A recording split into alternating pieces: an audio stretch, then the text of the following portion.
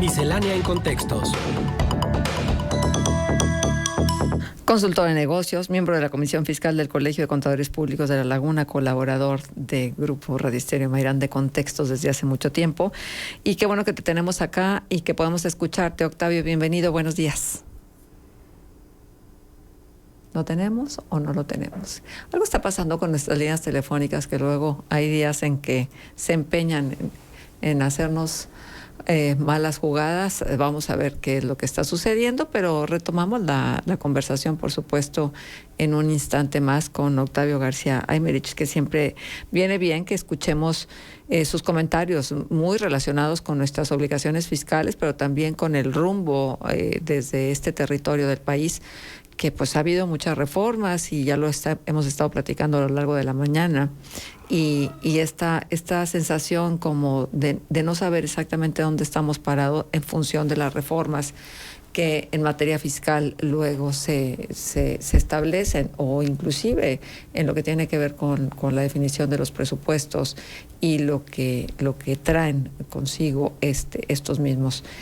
Lo cierto es que estamos viviendo situaciones difíciles, problemáticas, la inflación, ya saben ustedes que es nuestro principal problema en este momento, y el alza de tasas de interés en Estados Unidos, que luego viene la respuesta del Banco de México, y sabe que dónde repercute, y me gustaría mucho recordárselo, en el endeudamiento de los estados, porque al subir los intereses suben el pago al servicio de la deuda y finalmente pues se hace todavía más difícil poder subsanar estos huecos que en las economías estatales existen. Bueno, ahora sí ya tenemos al contador público certificado Octavio García Aymerich, que te vuelvo a saludar con muchísimo gusto y con ganas de escucharte, Octavio. Muy buenos días, Marcela. Buenos días, Manuel, Arturo. Buenos días, Octavio. Agradecido por el espacio. El día de hoy prácticamente comentaremos dos temas. El primero de ellos, lo que se ha venido comentando mucho en relación a lo de las vacaciones. Sabemos nosotros que con fecha 3 de noviembre, la Cámara de Senadores aprobó por unanimidad la iniciativa por la cual se reforman los artículos 76 y 78 de la Ley Federal del Trabajo, a través de la cual aumentan los días de vacaciones de los trabajadores. Al respecto, sabemos que el cambio principal es que el primer año pues aumentaría de 6 a 12 días el periodo vacacional, hasta llegar, cuando se tienen de 26 a 30 años, a 30 días. O sea, sería el máximo ya que tendría una persona. Derivado de esto, bueno, primero mencionar que la aprobación del Senado, luego regresa a diputados, si no hay ningún cambio, pues ya procedería a su publicación en el Diario Oficial de la Federación, entrando la reforma en vigor a partir del 1 de enero del 2023. Oye, Octavio, pero ¿qué hubo de esa análisis que se iba a hacer en relación a cómo se iba a implementar esta reforma y cómo se iba a tratar de que, pues, sobre todo las pequeñas y medianas empresas no tuvieran tantos negativos, tantas repercusiones negativas en sus empresas, precisamente por esta disposición? Se había hablado de que probablemente la iban a implementar paulatinamente, pero ¿eso ya se descarta? No se descarta porque, como decíamos, se regresó ahora a diputados a ver si hubiera algún cambio, pero creemos que la tendencia es ahora sí que no le ponen ni un punto ni una coma, y no habría una entrada, Marcela, paulatina, sino que a partir del 1 de enero del 2023 entraría en vigor como lo estamos comentando. Esperaríamos que en disposiciones tal vez transitorias se establecieran algunos puntos que pudieran no estar claros en cuanto a cómo se va a aplicar. Por ejemplo, ¿qué sucede cuando un trabajador ya cumplió en diciembre de este año años para que le otorguen sus días de vacaciones, pero pues los va a gozar en el 2023. Pudiéramos tener respuestas que diríamos, pues es muy sencillo de responder, sin embargo, sí sería conveniente que se hicieran las aclaraciones. Aquí mi punto de vista sería que pues tendría que atender a lo que dispone la Ley Federal del Trabajo en el 2022, y si tenía ya el año cumplido ahora, pues va a tener el derecho a 6 días de vacaciones, aun cuando los tomen en 2023, cuando entre en vigor el cambio que estamos nosotros mencionando. Otro caso sería cuando contratamos una persona en el 2022 y cumple tal vez en febrero del año que entra su año. Se tendrá que hacer alguna proporción porque él entró a trabajar conforme a la Ley Federal del Trabajo del 2022, pero se cumplen sus años en el primer año en el 2023. Creemos que aquí lo que va a suceder es que esa persona ya va a tener derecho a los 12 días. Esto es, no tendría que sacarse tampoco una proporción, ya que la Ley Federal del Trabajo establece que cuando exista duda en cuanto a la aplicación de la ley o alguna laguna, siempre se deberá atender a lo que beneficie al trabajador. Existen, pues, Marcela, con esos dos ejemplos, tal vez algunas dudas o va a haber algunas lagunas que no contemple la reforma que se vaya a dar, pero siempre, insisto, deberá atenderse a lo que se pactó con los trabajadores. Sí. Aquí, sí, Marcela. Es que fíjate que nada más para ratificar lo que estás diciendo. Buen día, pregunta para Octavio. ¿Afecta que haya vacaciones pendientes por tomar de un empleado? ¿Se hacen retroactivas las de la nueva ley con las pendientes, que era lo que explicabas hace un momento, no? Sí, definitivamente no. Ya se cumplió en el 2022 el año o los años para que tenga derecho a X número de vacaciones, y entonces ahí ya se tendrá que atender a las que tenía derecho conforme a la ley del 2022, aun cuando los tome durante el 2023. Ajá. ¿Cuándo se empezará a aplicar esta ley? En cuanto se publique en el Diario Oficial de la Federación, ¿cierto? Sí, pero aquí creemos que aun cuando se publicara esta semana, por ejemplo, y normalmente los cambios entran en vigor al día siguiente a la publicación, seguramente se va a establecer en una disposición ahí transitoria que entrará en vigor a partir del 1 de enero del 23. Es casi un hecho que va a ser de esa forma, pero la publicación la deberíamos de esperar durante estos días para que ya, siendo un cambio en firme, los patrones puedan adecuar inclusive sus sistemas de nóminas a estas nuevas disposiciones. Ajá, entonces la prima va a ser sobre los 12 días, ¿verdad?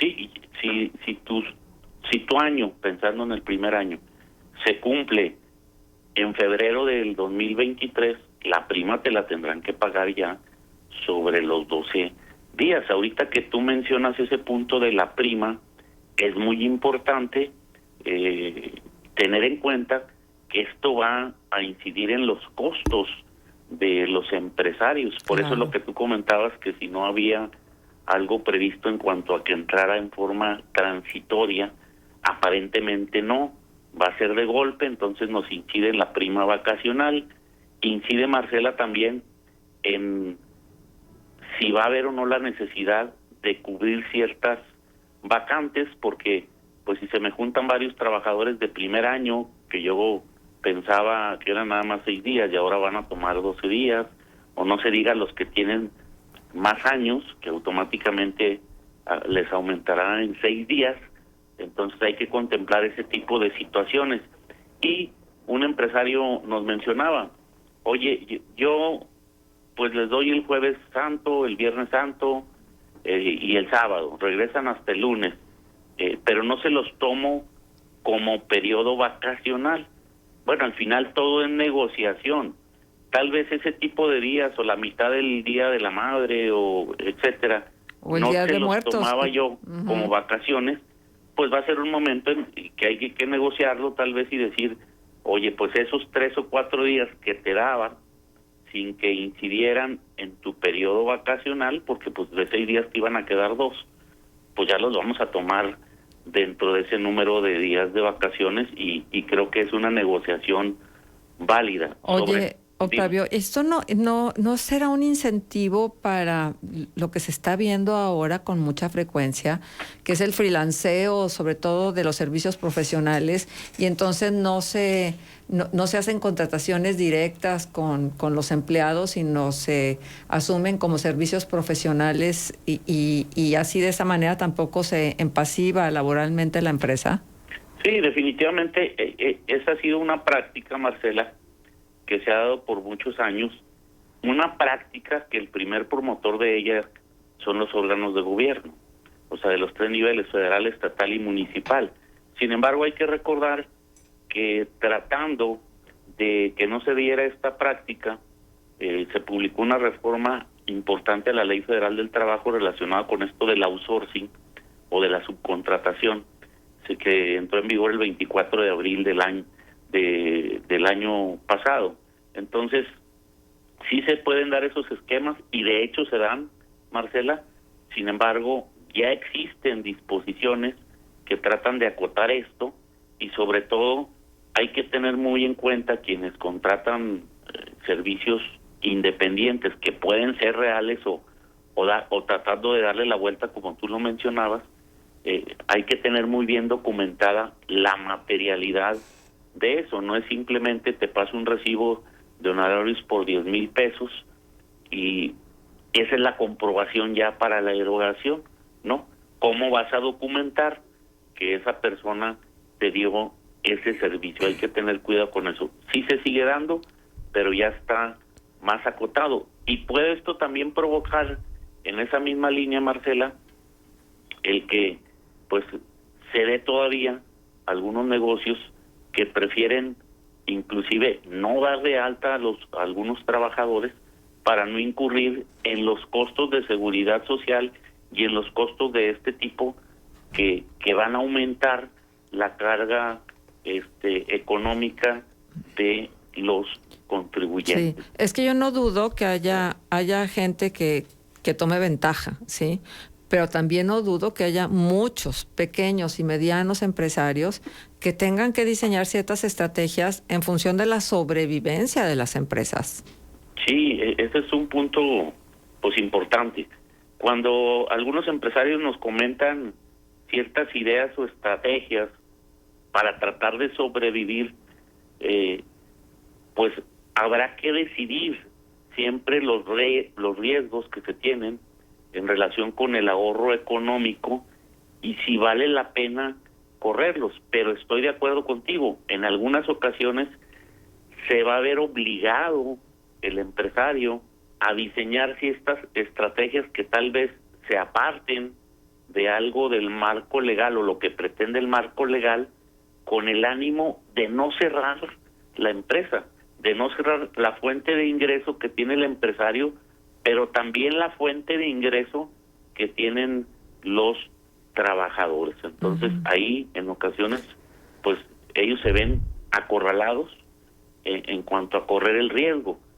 Sin embargo, los negocios de alguna forma deberían estar diseñados, la determinación de costos, precios, etcétera, para contribuir con el mayor socio, que en este caso es el gobierno, que entre lo que es la nómina, que te cuesta alrededor de un 35% en contribuciones de seguridad social, el impuesto sobre la renta alrededor del 30%, el 10% de la PTU, pues son cargas muy importantes que desafortunadamente no se ven traducidas en servicios públicos de calidad. Seguimos adoleciendo mucho de eso. Sí, mira, hay dos preguntas para ti. Yo tengo 10 años de trabajar. ¿Cuántos días me tocarán? Bueno, con la nueva reforma que insistimos está pendiente de publicarse, la persona que tenga de 6 a 10 años le van a tocar 22 días. y así va subiendo. De 11 a 15 años, ya cada 5 años se va incrementando 2 días, 24, luego 26 y así sucesivamente. O sea, pero expresamente la persona de 6 a 10 años, 22 días. O sea, pero a ver, nada más déjame entenderlo. Quiere decir que el año que entra no necesariamente van a ser 6 días para todos, sino será de acuerdo a la antigüedad de cada uno, la antigüedad que tengan las empresas. Claro, por ejemplo, el ejemplo más fácil de el inicio es de 6 días pasa a 12. Y luego, en el segundo año, actualmente tienes 8. Va a pasar a 14. O sea, el efecto son 6 días, ¿no? El año 3, actualmente tienes 10, va a pasar a 16. Y así sucesivamente, hasta el año 5, que son 20 días. Y luego ya, cada 5 años, va a aumentar 2 días. Por eso, el radioescucha que nos hace favor de preguntarnos, cuando sea de 6 a 10 años, serían 22 días. Ajá. Dice lo siguiente, con esta ley también se apoyará a las empresas. ¿Qué carga será para las empresas? Venimos saliendo de una crisis. ¿Esto lo tomaron en cuenta nuestros tan inteligentes legisladores?